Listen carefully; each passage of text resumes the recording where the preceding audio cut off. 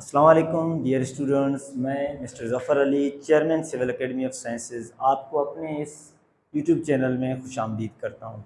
तो फ्रेंड, ये YouTube channel असल में मेरी अपनी एकेडमी के नाम से है और मेरी एकेडमी भी सिविल एकेडमी ऑफ साइंसेज है।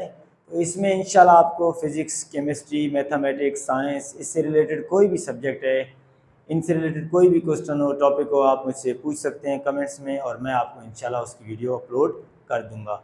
आज का मेरा टॉपिक है स्ट्रक्चर ऑफ एटम, यानी कि एटम की साख्त। एटम की साख्त फ्रेंड्स, एटम की साख्त से मुराद ये है कि एटम की बनावट कैसी है, एटम किस तरह से बना हुआ है। तो आज मैं इसके बारे में एक छोटा सा डिटेल वाला टॉपिक बयान करूंगा। सबसे पहले मैं इसकी शक्ल बना दूं फ्रेंड।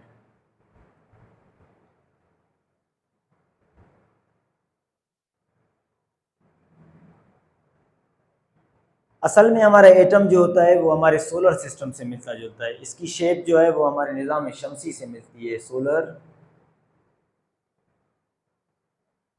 एटम की जो स्ट्रक्चर है वो हमारे सोलर सिस्टम से मैच होती है। इसका जो सेंटर वाला पोर्शन होता है, जैसे हमारे सोलर सिस्टम में सेंट्रल पार्ट होता है सूरज, तो यहाँ पर भी सेंट्रल पार्ट होता है जिसे हम कहते हैं न्यूक्लियस, यानी कि मरकज। एटम के मरकज में क्या होते हैं, एटम के दो सब एटमिक पार्टिकल पाए जाते हैं और मेन पार्टिकल होते हैं। उनका नाम होता है प्रोटॉन और दूसरा होता है न्यूट्रॉन। तो फ्रेंड, इनका नाम होता है प्रोटॉन एंड, ये दोनों न्यूक्लियस में पाए जाते हैं। प्रोटॉन पे पॉजिटिव चार्ज पाया जाता है और न्यूट्रॉन पे नो चार्ज होता है। फ्रेंड, न्यूट्रॉन के ऊपर कोई भी चार्ज नहीं होता। इसके अलावा अगर मैं बात करूं तो ये आउटर मोस्ट, ये जो मदारें बनी हुई, इनका असल नाम होता है शेल, या फिर इन्हें ऑर्बिट भी हम कहते हैं, यानी कि उर्दू में इन्हें कहा जाता है मदारें।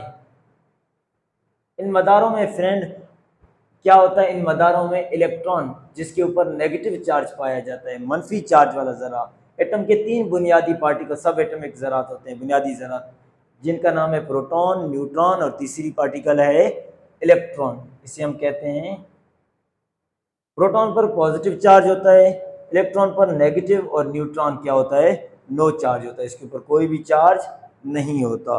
तो फ्रेंड, न्यूट्रॉन पाए जाते हैं शेल में, और शेल में हमेशा न्यूट्रॉन क्या करते रहते हैं, गर्दिश करते रहते हैं। जो शेल जिस डायरेक्शन में मूव करता रहता है, न्यूट्रॉन उसके साथ साथ हमेशा गर्दिश की हालत में पाए जाते हैं। तो इस तरह से एटम की स्ट्रक्चर होती है। आपको एक और एक्स्ट्रा बात बताता चलूं कि किसी भी एटम के अंदर, नॉर्मल एटम के अंदर,